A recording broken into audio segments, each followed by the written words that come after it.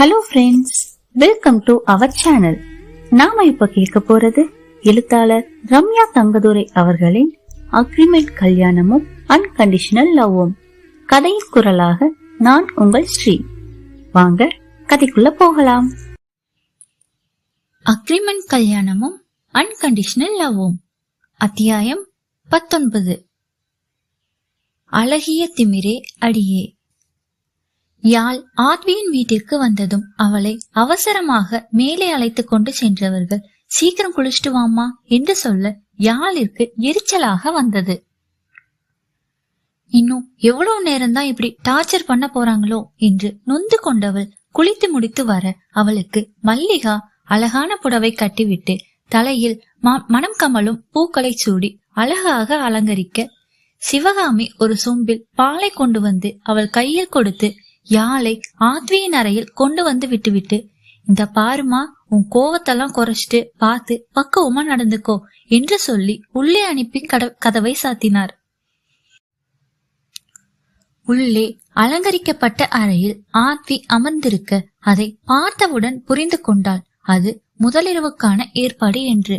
யாழ் எதுவும் பேசாமல் பாலை ஒரு ஓரமாக வைத்துவிட்டு மெத்தையில் ஓரமாக வந்து உட்கார்ந்தாள். அந்த சூழலில் என்ன பேசுவது என்று தெரியாமல் தலையை குனிந்து கொண்டு உட்கார்ந்திருந்தான் ஆத்வி.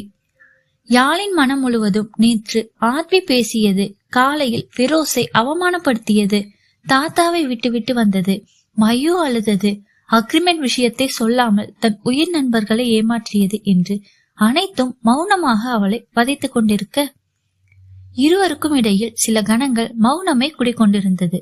அதை கலைக்க எண்ணிய ஆத்வி, ஏண்டி இப்படி இருக்க, எப்பவும் போல நார்மலா இரு, எனக்கு என்னமோ கில்ட்டியா ஃபீல் ஆகுது என்று ஆத்வி சொல்ல, அவனை நிமிர்ந்து பார்த்தையால், ஒன்னும் இல்ல, நான் நார்மலா தான் இருக்கேன் என்று சொல்ல, இல்ல நீ ரொம்ப டிப்ரெஸ்டா இருக்க, மனசுக்குள்ள போட்டு எதையும் அழுத்தி வச்சிருக்க என்றான் ஆத்வி. அப்படியெல்லாம் ஒன்னும் இல்ல என்று யாழ் சொல்ல, ஏண்டி என்கிட்ட உன் ஃபீலிங்ஸ ஷேர் பண்ண மாட்டியா, தட் மீன்ஸ் உன் மனசுல இருக்கிறத கஷ்டத்தை என்று ஆத்வி சொல்ல, ஏன் உன்கிட்ட ஷேர் பண்ணணும், உன் கூட இந்த வீட்டுல இன்னும் கொஞ்ச நாள் தானே இருக்க போறேன், அதுக்கு எதுக்கு இந்த ஷேரிங் ஸ்டூபிட் ஃபீலிங்ஸ் எல்லாம் என்று யாழ் சொல்ல, அவள் பேசிய வார்த்தைகள் அவன் நெஞ்சில் முள்ளாக தைக்க எழுந்து பால்கனியில் போய் நின்று கொண்டான். அவனை பார்த்த யாழுக்கு ஏனோ பாவமாக இருந்தது. அவனிடம் இப்படி பேசுவது கஷ்டமாக இருந்தாலும் இதுதான் இருவருக்கும் நல்லது என்று தன்னைத்தானே சமாதானம் செய்தவள் ஆத்வியின் அருகில் சென்று அவன் தோளில் கை வைக்க, என்னையாள் என்றான் ஆத்வி. சாரி என்று கேட்க வந்தவள் எதுவும் கேட்காமல் நத்திங் என்று சொல்லிவிட்டு மீண்டும் மெத்தையில் வந்து உட்கார்ந்து கொண்டாள்.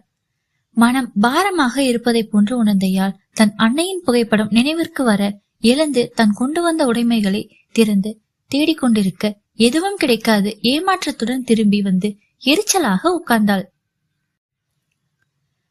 அவளை கவனித்துக் கொண்டிருந்த ஆத்வி அங்கு வந்தவன் என்ன தேடுற என்று கேட்க, ஒண்ணுமில்ல என்று யாழ் தலையாட்டினாள். சரி, நான் உனக்காக ஒண்ணு கொண்டு வந்திருக்கேன், என்னன்னு பாக்குறியா என்று ஆத்வி கேட்டான்.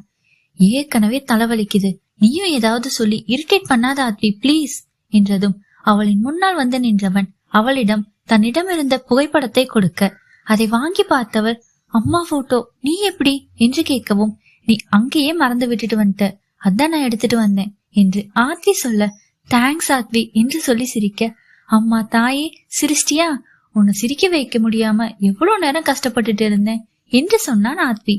போடா லூசு என்று அவன் தோளில் தட்ட, சரிடி, டயர்டா இருக்கு, தூங்கலாமா என்று ஆத்வி கேட்க, எனக்கும் தான் என்று சொன்னாள் யாழ். அங்கிருந்து ஒரு தலையாணியை பெட்ஷீட்டையும் எடுத்துக்கொண்டு அங்கிருந்து சோஃபாவில் போட, என்ன பண்ற ஆத்வி என்று யாழ் கேட்கவும், நீ பெட்ல படுத்துக்கோ, நான் சோஃபால படுத்துக்கிறேன் என்று ஆத்வி சொல்ல, ஒன்னும் தேவையில்லை மிஸ்டர் ஆத்வி, இது உங்க வீடு, நீங்க ஏன் எனக்காக அட்ஜஸ்ட் பண்ணணும், நீங்க பெட்ல படுத்துக்கோங்க, நான் சோஃபால படுத்துக்கிறேன் என்று சொல்லி எழுந்து சோஃபாவிற்கு சென்றாள்.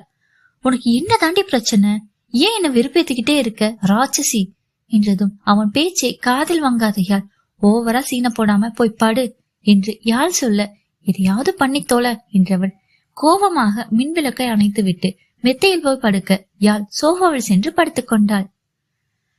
அலுப்பில் இருந்த இருவரும் சற்று நேரத்தில் கண்ணையற, திடீரென்று அம்மா என்று அலறல் சத்தம் கேட்டு கண் விழித்த ஆத்வி அங்கிருந்த லைட்டை ஆன் செய்யவும் யாழ் சோஃபாவில் இருந்து கீழே உருண்டு கிடந்தாள்.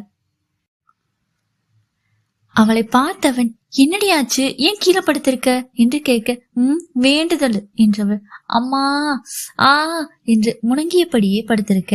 கீழே விழுந்துட்டியா என்ன என்று கேட்டான் ஆத்வி. ஆமா என்று சொல்லவும் பலமாக சிரித்தான் ஆத்வி. அவனின் சிரிப்பால் கோபமடைந்தவள் டி பட்டர், வழியில எங்க நான் துடிச்சுக்கிட்டு இருக்கேன், என்னை பார்த்து சிரிக்கிறியா, முத தூக்கி விடுடா என்று சொல்ல யாயா கம்மிங் கம்மிங் என்று சொல்லியபடியே அவள் அருகில் வந்தவன் அவளை தூக்கிவிட ஆத்வியின் தோளை பிடித்தவளை மெல்லமாக அழைத்து வந்து மெத்தையில் படுக்க வைத்தான். அவளை பார்க்க பார்க்க அவனுக்கு சிரிப்பு தான் வந்தது. சிரிக்காதடா, எனக்கு வெறுப்பாகுது என்று யாழ் சொல்லவும் தன் சிரிப்பை அடக்கி கொண்டவன் ஓகே ஓகே கூல், நான் தான் உன்னை இங்கேயே படுக்க சொன்னேன்ல, பெரிய இவளாட்டம் வீரவசனம் பேசிட்டு இப்படி பூசணிக்க மாதிரி உருண்டு கிடக்கிற என்று சொல்லி சிரிக்க அம்மா என்று முணங்கியவள் எப்படா சான்ஸ் கிடைக்கும்னு பார்த்து வச்சு செய்யறல்ல என்றதும் படுத்துக்கோ குட் நைட் என்று சொல்லி சிரித்தவன் அங்கிருந்த சோபாவில் போய் படுத்துக்கொள்ள யாழ் அப்படியே உறங்கி போனாள். இன்னும் உன் மருமக இருந்திருக்கிறியா பார்வதி என்று சிவகாமி கேட்க வந்துடுவா அண்ணி என்றவர் சாந்திக்கு கண்ணை காட்ட அதை புரிந்து கொண்டவள் ஆத்வியின் அறையை நோக்கி செல்ல விடிந்தது கூட தெரியாமல் உறக்கத்தில் இருந்தவர்களை கதவை தட்டி எழுப்பவும் வர்றேங்கா என்று யாழ் குரல் கொடுக்க சாந்தி மேம் குளிச்சுட்டு கீழே வர சொன்னாங்க, அம்மா சாமி கும்பிடணுமாம் என்று சொல்லிவிட்டு அங்கிருந்து ஓடிவிட்டாள். அதை கேட்டு எழுந்த யாழ் குளித்து முடித்து வந்தவள் மீண்டும் மெத்தையில் படுக்க தூக்கம் கலைந்து எழுந்த ஆத்வி யாழை பார்த்து ஏய் என்ன படுத்துட்ட என்று கேட்க இடுப்பு ரொம்ப வலிக்குது முடியல என்று சொல்ல சரி என்றவன் குளித்து முடித்து வெளியே சென்றான். அவனை பார்த்தையால் போறான் பாரு, இங்க ஒருத்தி வழியில கிடக்கிறேன், என்ன ஏது ஏதாவது மருந்து வேணுமான்னு கேக்குறானா பட்டர் என்று திட்டிக் கொண்டே படுத்திருந்தாள். வெளியே சென்ற ஆத்வி அங்கு பேசிக் கொண்டிருந்த பெண்களுக்கு நடுவில் இருந்த சாந்தியே சாந்தியாக்கா கொஞ்சம் வாங்க என்று அழைக்க என்ன பார்வதி உன் மருமகளை காணோம், இவன் வரான், அதுவும் சாந்தியை ஏன் கூப்பிடுறான் என்று அவனை கவனிக்க ஆத்வி அறையில் வந்த சாந்தியிடம் சாந்தியக்கா யாழுக்கு ஏதோ இடுப்பு வலிக்குதுன்னு படுத்திருக்கா, கொஞ்சம் என்னன்னு போய் பாக்குறீங்களா என்று கேட்கவும் இங்கிருந்த பெண்கள் அனைவரும் மௌனமாக சிரிக்க சரிங்க சார் நான் போய் பாக்குறேன் என்று சொல்லிவிட்டு சாந்தியும் மௌனமாக சிரித்து கொண்டே ஆத்வியின் அறைக்கு சென்றாள்.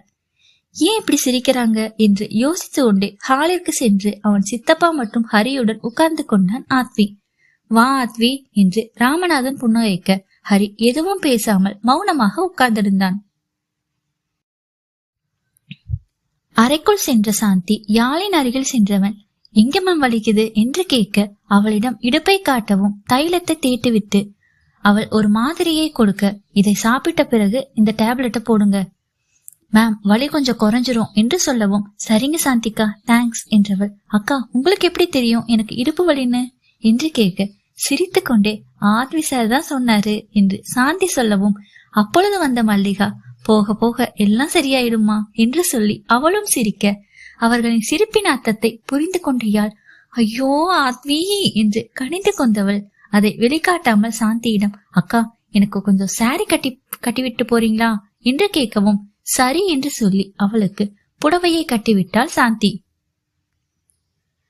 மல்லிகா பூ வைத்து விட்டு சரிம்மா ரெடி ஆயிட்டு வா என்று சொல்லி மல்லிகா கீழே செல்ல தேங்க்ஸ் சாந்தி அக்கா நீங்க போங்க நான் வரேன் என்று சொல்லி அவளையும் அனுப்பி வைத்தவள் தன் கைபேசியை எடுத்து ஆத்விக்கு அழைக்க அதை ஏற்றவனிடம் ரூம்க்கு வாடா என்று சொல்லி அழைப்பை துண்டிக்க படுத்துறாளே என்று நினைத்தவன் மெல்லமாக அங்கிருந்து எழுந்து தனது அறைக்குள் வந்த ஆத்வி உள்ளே வந்ததும் கதவை சாத்தியால் அறிவு கெட்டவனே நீ போய் சாந்தி அக்காட்ட என்னடா சொன்ன என்று கேட்க கோபமாக நின்றவளை பார்த்தவன் என்னடி ஆச்சு, ஏன் இப்படி பத்திரகாளியாட்ட நிக்கிற என்று ஆத்வி கேட்க வர்ற கோவத்துக்கு உன்ன என்றவள் சொல்லுடா சாந்தி அக்காட்ட என்ன சொன்ன என்று கேட்க உனக்கு இடுப்பு வலிக்குது போய் அவளுக்கு ஏதாவது மருந்து போட்டு விடுங்கன்னு சொன்னேன் என்றதும் ஐயோ அங்க யாரெல்லாம் இருந்தாங்க என்று கேட்க சிவகாமி அத்தை மல்லிகா சித்தி அம்மா எல்லாரும் தான் என்றான். யாழ் அவளின் தலையில் அடித்து கொண்டவள் லூசு லூசு பைத்தியம் ஏண்டா அப்படி பண்ற என்று திட்ட ஏய் நான் என்னடி பண்ண உனக்கு ஹெல்ப் தானே கேட்டேன் அவங்க கிட்ட என்றதும் நான் உனக்கு கேட்ட நான் ஹெல்ப் வேணும்னு என்று யாழ் கேட்கவும் உனக்கு என்ன தாண்டி பிரச்சனை என்றான் எரிச்சலாக. டே மாங்கா, நேத்து நைட் என்ன என்று கேட்க, நேத்து நைட் என்ன என்று அவனும் திருப்பி கேட்க, ஆத்வி என்று பல்லை கடித்து கொண்டவள், நேத்து நைட்டு எதுக்கு இதெல்லாம் ஏற்பாடு பண்ணாங்க என்றதும் ஃபர்ஸ்ட் நைட்டுக்கு தாண்டி என்றான் எரிச்சலாக. நீ அவங்க கிட்ட என்ன கேட்டு வச்ச என்று யாழ் கேட்க, அப்பொழுதுதான் அவனுக்கு புரிந்தது. அவள் தலையில் கை வைத்துக் கொண்டவள் ஓரக்கண்ணால் அவனை பார்க்க அவன் விழித்து கொண்டு நின்றிருந்தான். உடனே, சரி விடு, நம்ம 2 பேரும் ஹஸ்பண்ட் அண்ட் ஒய்ஃப் தானே, அவங்க அப்படி நினைக்கிறதும் நமக்கு நல்லதுதான் என்று சொல்லா. ஆத்வி என்று பல்லை கடித்து கொண்டு வந்த யாழ் அவன் குரல் வலையை நெரிக்க, குலகாரி முதல்ல கையெழுடி என்று அவளை பிடித்து தள்ளவும் நிலை தடுமாறி மெத்தையின் மேல் யாழ் விழப்போகும் பதற்றத்தில் அவன் சட்டையை இறுக பிடிக்க ஆத்வியும் யாழின் மேல் விழுந்தான். இருவரும் கண்களும் கலந்தன. சில கணங்களில் இருவரும் தன்னிலை அறிய தன் குண்டு விழிகளை உருட்டியால் எந்திரிடா என்று சொல்ல, முடியாதடி என்றான் ஆத்வி.